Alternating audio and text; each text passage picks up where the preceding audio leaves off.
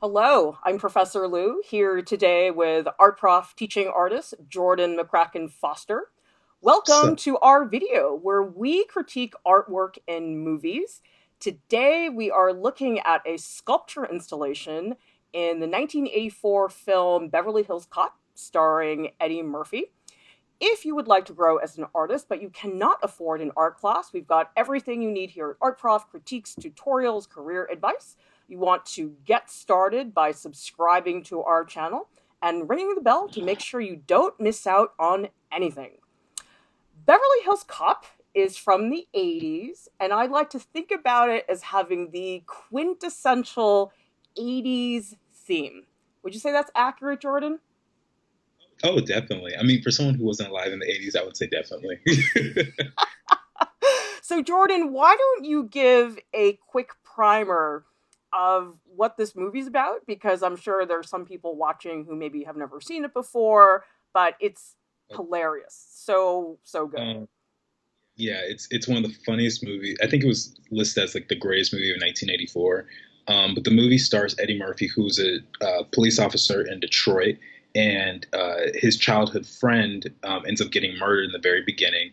And so Eddie Murphy's character named Axel, he goes down to Beverly Hills to find out who killed him, and he gets kind of involved in just being a fish out of water in the whole Beverly Hills setting, and uh, then he gets involved with the mob boss, and he runs into old friends. He ends up working with the police department out there in Beverly Hills, and all the hijinks ensue. And I can't recommend it enough. It's one of the funniest movies I've ever seen, and probably Eddie Murphy at his best next to Coming to America. So that's my personal opinion, but it's awesome. I love it. Hello, Can't say those enough. of you in the chat. King Terry is saying, "Sup, Jordan? How come I don't get a sup? I feel Oh, I know so him. like What's up, not Terry? loved right now."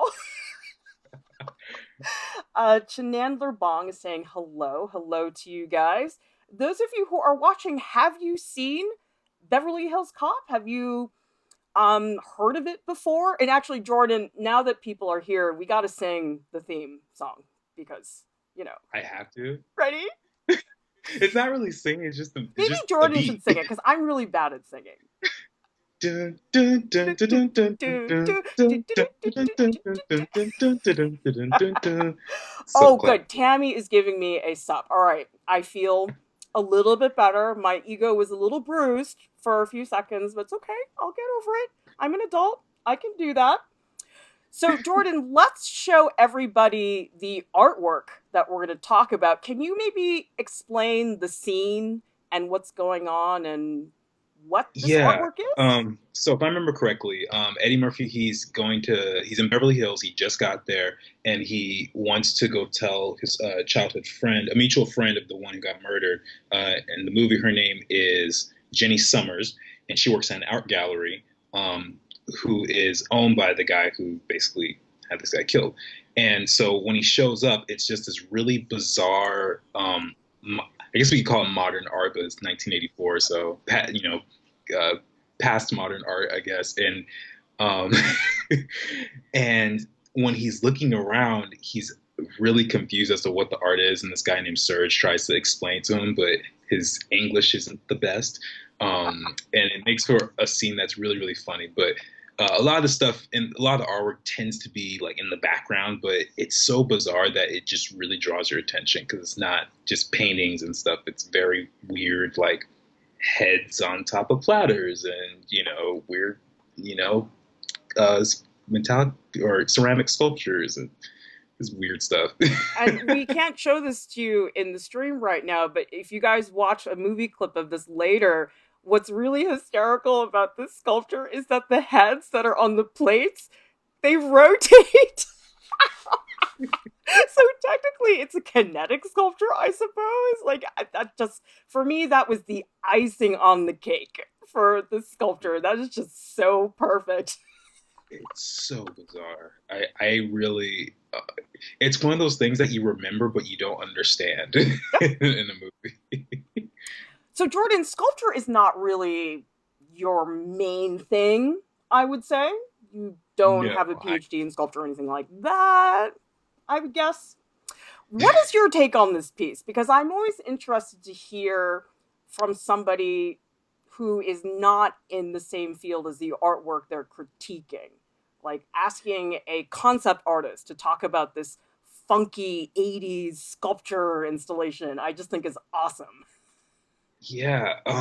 Well, my first take is just first off, it feels it's almost like Pee Wee Herman in a way. um, like there's something, I know it's ceramic, but there's something a little too pristine and just creepy about it, and it feels like it's gonna jump. Like when I was a kid and I would be in stores and stuff like that, I would always be afraid that mannequins would like come alive and start interacting with me, sort of like that Twilight Zone episode, and that's just the feeling I get. And the internet on my iPad's a little behind, so I think you're still on this one where he's kind of looking over the table, but that ceramic image looks like it's about to it's like leaning in with him, like, "Hey, buddy, what you doing?" So it's definitely got this uncanny valley thing happening. Also with the fact that it's like completely pale, and the only color that's in it or the value that's in it is the hair and the eyebrows, and I can't explain the chain around his neck either. I don't know why that's there. I don't know what that's doing. But I mean, clearly it's some sort of message about being in bondage or trapped or something like that. I don't know. I'm afraid to explain, expand on it a little bit. I You don't know want to what's give the wrong interesting idea. though, what you mentioned about mannequins, because I do think it's hard to look at this and not get some creepy mannequin feeling from it. I don't remember this, but my mother told me that when I was a little kid that I was terrified of mannequins, like would just scream and cry when I saw Oh, wow. them. So, I mean, I think mannequins are sort of creepy anyway, but I guess I had this like terror about Yeah, mannequins. these things are freaky. Ugh, it just it gives you chills. Thankfully, I don't spend too much time in the movie on it, but it just when you stare at it like in these stills, it just makes me wonder what everyone was thinking on the set. Like I know what art will put in Beverly Hills Cop, this kind of stuff. It just it's really bizarre. I don't Let's know. see, 10,000 Crows is saying hello. And Dr. Drake is saying beautiful singing. Thank you very much. I bet you guys didn't know we were so multi talented here at Art Prof. David D is saying the sculpture reminds me of the dinner table scene in Pan's Labyrinth. Oh, that's interesting. I love that movie. That movie is so like sumptuous. Did you see that movie, Jordan, Pan's Labyrinth? Anyway, No, I've seen stills though. tell us in the chat, those of you who are watching, have you seen Beverly Hills Cop? Have you not? Do you know who Eddie Murphy is? We were just talking before the stream about how maybe people who are 18 don't know who Eddie Murphy is. He's got like a new movie coming out, so who knows? Maybe we'll figure that out pretty soon. But what I was going to say about the artwork, actually, the thing that I find to be the creepiest about it, it really is the white color in the whole thing. Yeah. That's what's so unsettling about it, because Mhm. I actually find the decapitated heads on the plates, those to me are hysterical. They're really funny and sort of silly, but the white faces that have like these, I don't know, cloths around, like I find those really, really upsetting. Yeah. Yeah, it's really bizarre. It's definitely got this like um very pristine sort of stale quality to it. And I just had a theory about all this stuff. Maybe they were planning on Eddie Murphy just taking this and going wild with it. And they just planned it there just to go like, let's see what Eddie does with this. And I bet you there's like all this behind the scenes footage somewhere of him talking about everything, but they just had to cut it for the sake of the But you know, movie. he doesn't really do anything with it in the movie. He just sort of looks at it like, "What?" Like there isn't Yeah, I really know, any but what if there's reaction. And I know a lot of people say things like, "I don't understand contemporary art. It's so annoying." And I sort of feel like that was his reaction, like, "What is this?" Yeah, I would love to see like a 10-minute like behind the scenes like blooper type thing where he just goes around talking about everything in there while he's waiting for his friend to come down. I think that'd be awesome. That would I be would love that. terrific. Let's see. So it looks like some people know him from other movies. Gearheads had watched it, don't remember. Danny saying know him from Shrek and Daddy Daycare. 10,000 Crows, hasn't seen it. Tammy knows about the movie, can't remember I watched it or not. It was the 80s. Well, okay, Oh, so this is those of us who are over the age of 15, who remember the 80s in real life, not as like a nostalgia strangers thing type of thing. I don't know, to me, this is like, there are a lot of creepy music videos in the 80s. And for some reason, my vision of them is mannequins. I feel like the mannequin thing was like an 80s image, and a lot of them were creepy and weird. And I don't know, to me, this is like ultimate 80s sculpture installation. Like, it just screams 80s to me. I don't know. Does anybody else feel that way? yeah, there's something about it that just feels it feels like the 80s trying to be futuristic, like if you know what it's like? It's like a realistic version of the Jetsons, like a 60s show trying to be the future, but not really nailing it just quite yet. And that's kind of what this feels like. Everything's just, pristine, white, stale, and the like little pops of uh, color, here and there, like the bright pink and bright yellow. Let's see.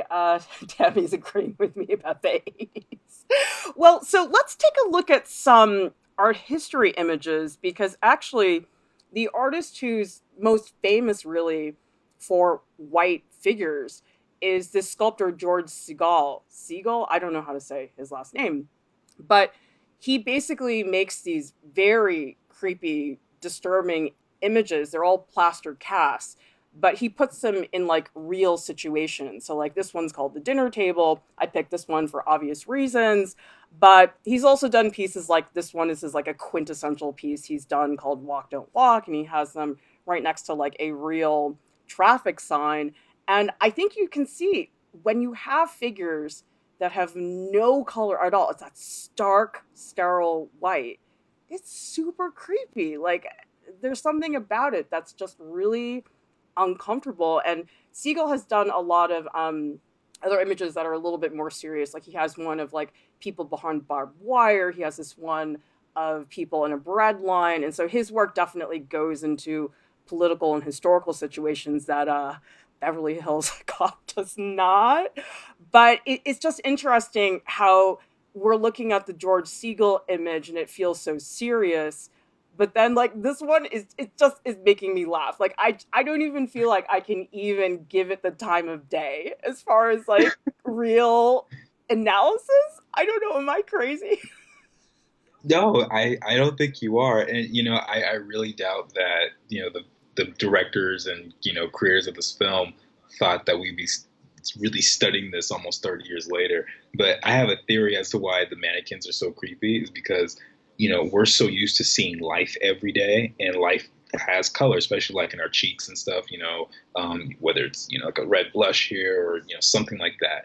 And for these sculptures to have those completely gone, it just feels like a corpse. But they're in the stances and doing things that make them look alive almost, and that sort of that juxtaposition right there is probably what's freaking us out because it's like you look like you're dead, but you don't look like you're dead at the same time, and we still know you're just a mannequin. Like there's three levels of just freakiness there, and then to add on top of that, we have the rotating heads that are fully colored. Those things are matching every real life as close as possible. Those things are just decapitated heads, and they're spinning on a plate for no reason.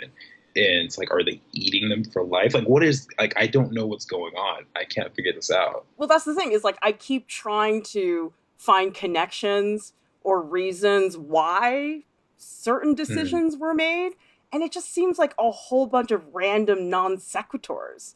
And I Right. guess you could argue maybe some artists want to do that, maybe they want to confuse you somehow. I mean, I'm sure there's some like BS explanation for that in somebody's art statement somewhere. Right. But I really feel like this is one of those pieces where you just look at it, you're like, really? Really? That's what you Yeah. chose to spend your life doing? Yeah. But the funny thing too is in the movie, the okay, so the guy who does the tours and stuff, his name is Serge, and he said in the movie that the artwork was worth like millions of dollars in there. It wasn't like just cheap, $5 art. This thing was, being passed around by all these collectors, and it was very, very valuable. And he's like, it's really serious. Like, yeah, I'm not joking. This is like millions and millions of dollars that this is worth. It. He's just like, okay, all right, like I'll have to take your word for it. I don't get it, but okay. Let's see. Matt Cross is saying in the chat, those streaks of paint are post-it colored. Oh, you're right. That's the exact same colors that they They make are. post-it notes out of. That is so funny. How did you come up with that? Gearhead is saying, I feel Call on Me music video is the 80s video which describes the 80s. Oh, I haven't seen that video in a long time, but I totally believe you, Gearhead, that that is the case. And Ashley Brock is saying it's a very chaotic piece. Yeah, and you know something?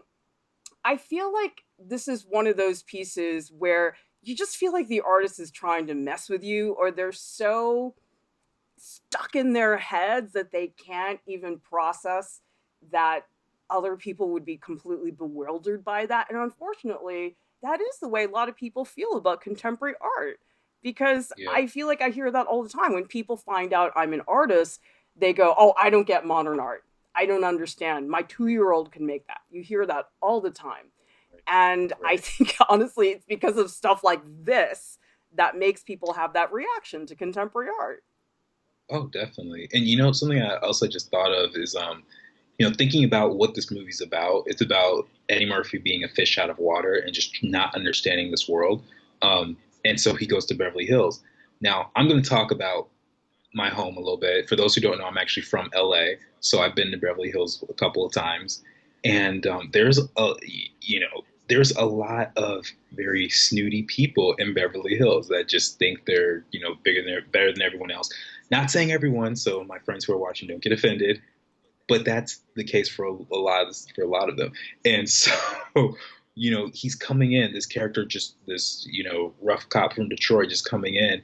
It's kind of like mirroring his experience overall, because I think the scene, like either right before or right after, he gets thrown out of a window and gets arrested for it, and all these other things just start going crazy because he just is in this weird place to him. And I think probably the art studio, or the what's the word I'm looking for? Gallery. Um, the art area, whatever, is like mirroring that almost. It's like the first instance we get. So you actually think that plot wise, this was a really good choice for artwork? Possibly, I didn't think of it till about 45 seconds ago, but as as we're analyzing it, I'm like and thinking, and I just saw the movie maybe a month ago or 2 months ago, and obviously it's played for laughs and everything, but it's just before he starts his mission. It's like the first place he goes to when he visits Beverly Hills, and then everything goes, and it's almost like we're seeing these events happen in an art studio first, and then we go out into the fun, cool stuff of him tricking other cops and Banana the tailpipe, and you know making all these jokes at Victor Maitland throwing. I'm not gonna spoil the movie for everybody, but it's really funny. It's really great. Right, right. Everyone should watch By it. the way, I would like to hear from people in the chat. What is your general feeling about contemporary art? Do you feel frustrated with it, as in, like, oh my God, all of it's so terrible, I don't understand, it's all about the banana duct tape stuff? Or do you feel genuinely engaged by it? Because you know something? I used to feel that way for a long time. I just was like, oh, it's all crap. I don't get any of it. It's so annoying and pretentious. And I do think that there is a segment of contemporary art that can be that way. Okay. Definitely going to admit that. But I think it has to do with where you look for it. Because if you look in a very small area, that's really all you're going to see. Like if you go to those fancy schmancy galleries in Chelsea and New York, I mean, you will see stuff like this. You'll see stuff like this that's even more crazy. But The I understand the impulse. But like Jordan, you and I were saying earlier that people have always made bad movies. You know, when people are like, Yeah. "Oh, the movies are terrible now," I'm like, "Yeah, they were bad in the '80s too. Like, this is not Mhm. new." Right. right. We only remember the classics, as time goes on. Like, I don't remember every bad movie that came out in 2002. Nope.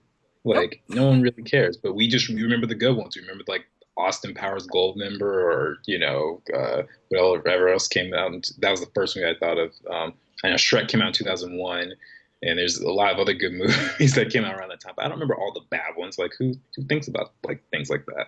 10,000 Crows is saying, I think contemporary art is really interesting and funny. Oh, okay. Well, that's a new take. You know what I think it is? I don't know about you, Jordan, but for me, a lot of contemporary art, it's all about being ironic, which Hmm. I think is okay sometimes, but I get really tired of it. It's like, really? You think you're the first person to be ironic? This is not like Yeah. new. I find that sort of annoying.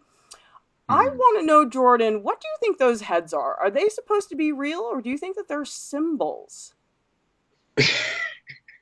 um, What's your honest take? Or you can say, Clara, you're full of crap. You're just trying to see something that's just not there. I gotta be honest. I'm looking at them and I'm just wondering why they're on a dinner plate in front of people like they're about to eat them. Like it makes me think. So going back to another 80s movie that ironically came out in the same year, 1984, was Indiana Jones and the Temple of Doom. And there's a scene in there where they're in this like Indian palace and they're eating like the strangest food. And The monkey brain? there's like yeah, there's chilled monkey brains and there's eyeball Oh, the soup eyeball soup was awesome. and then there's like eating like baby snakes and stuff and the whole scene is played for laughs, but it just makes me think of that a little bit. Like what is this bizarre weird stuff just on my plate? Like I can't deal with Well, I it. mean, it sort of makes me think that those heads are just there for shock value. Right. But the thing is, Yeah. I think that they're the least shocking part of the sculpture. Like, to me, the part of the sculpture that really does shock me is this super creepy guy that's behind Eddie. Like, With the chain on he is his going to neck. give me nightmares, okay? Like, the decapitated heads on plates, whatever, that's fine. But this guy is like, ooh, not a nice guy. He's like the Pennywise clown. All right, let's see. Ashley Brock is saying some of it's good, some not so much. I think the same can be said of portraiture or any other type of art. Gearhead saying, I think contemporary art has given up on beauty in relating to the general public, hence exclusively for a small group of art critics. I would say that's right. I mean, it's such a small percentage of the population that's part of that club. And I think that's probably one of the reasons why people do feel that contemporary art is not for them.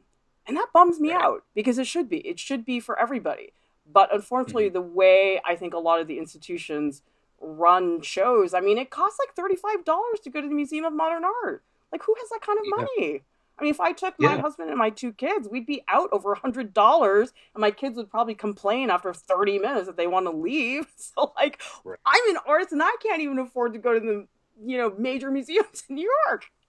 Yeah, I won't say the museum, but I went to one in particular not too long ago, and it was like 25 bucks to get in, and I walked every floor, I looked at everything in there, and I was so disappointed. It was like 5 or 6 floors. I was like, what in the world? And I actually I just remembered something. I was watching a Bob Ross video, and I forget which one it was. He's got a trillion of them, but he like threw some shade at modern art for a second, and it was really funny. He was like painting a sky, and he's like, "Oh, it looks like this could be in the Museum of Modern Art," but it was like nothing there. And he said it in such a happy tone, but everyone, if you read the comments, it's like, "Oh, that's Bob throwing shade." It was so funny. You know what's terrible though? There are some contemporary art museums, I'm not kidding here, the building is better than the artwork in the museum. Yeah. So much of the time. I'm like, oh, this is a great building. I love these windows. Yeah, there's a picture. I think it's still on the Art Prop website of me like doing this to a canvas that's literally Yeah, yeah, just yeah. painted white. I'm not sure if it's acrylic or just gesso, but that's in the museum that I was referring to, and I was just like, "There's no freaking way. There is no way this is up here." Meanwhile, I'm here trying to study, in undergrad and grad school, trying to do art, and I'm spending hours upon hours, staying up till 4 o'clock in the morning finishing assignments, and that's on the wall. I'm just like, okay, all right. Let's see. Danny J saying, I feel like contemporary art seems more about what people have to say about it rather than the talent and skills.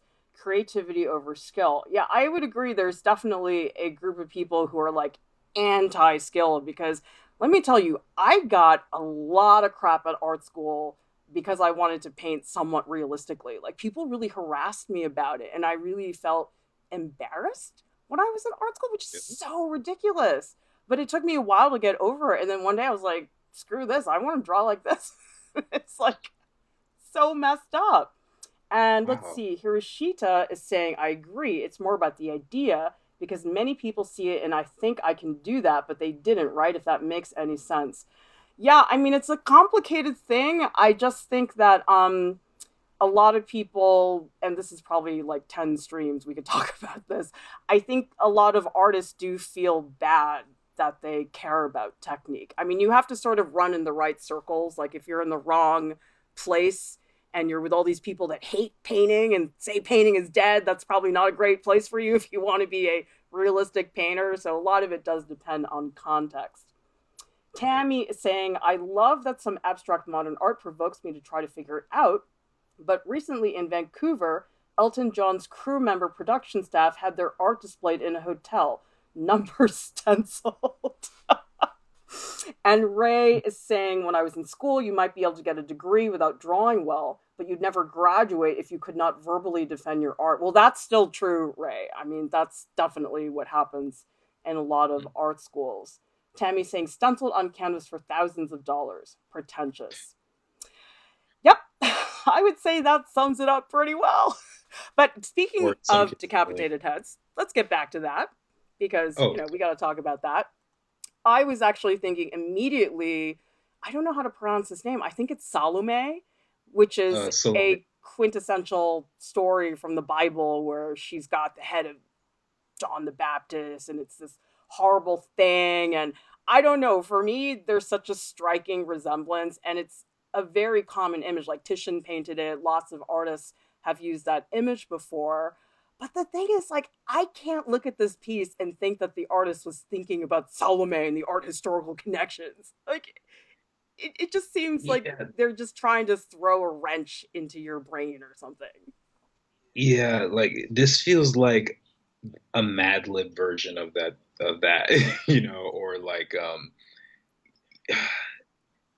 I'm not even really sure how to describe it. It just feels like if that's what they're going for, there's so many layers that they removed to this original story. If that's the case, that it's still really hard to connect it, even though like someone's head on a platter that phrase literally comes from that story or something on a silver platter. Um, yeah, and I still don't understand the rotating thing either. Like I'm really that might just be to be fancy or something like that. I mean, I think it's I still. probably a gimmick because I have to say, I see very few artworks that move that I actually think are good. Like nine Mhm. times out of 10, I think people just do it to compensate for lack of something else. Like, here's another thing. Like, if I see another art installation with a mirror in it, I'm gonna barf. I'm like, really? You guys think you're the first person to put a mirror in your art installation? It's like when I was supervising thesis students at the school that I used to teach at many years ago, every year, some senior made an installation with a mirror in it. It's just like, oh man, really, people? Like, come on, do something else. Let's see. Ashley's saying I like the creepy butler guy. Okay, I could give him a vote. I mean, he definitely gets a reaction. That's for sure. I guess I don't know. Part of me wants to be somewhat amused by this piece, but it just doesn't seem like a lot of thought went into it. Like it just seems so like, oh, it's due tomorrow. I think I'll throw this together. Like, does this look like something you'd throw together the night before, like a 3D design class you're just trying to pass? Oh, definitely. Like this is one of those things that like I feel like a classmate of mine would totally put this together and come up with some really bogus explanation to explain it, and they would use all these big words, like juxtaposition and all this different stuff to explain it away. And either the teacher falls for it or they're like, no, try again. I think I have probably said those actual words to someone in a I crit before. Anyway, I would. guys, I hope you'll explore some of our other critiques of artwork in movies, and that if you want to continue to grow as an artist, you'll subscribe to our channel and ring the bell to make sure you don't miss out on anything. And thank you so much to our top Patreon supporters. You guys make this possible, you keep us afloat. Thank you to all of you guys who gave us your thoughts and comments about contemporary art in the stream. We will see you guys next time. Bye.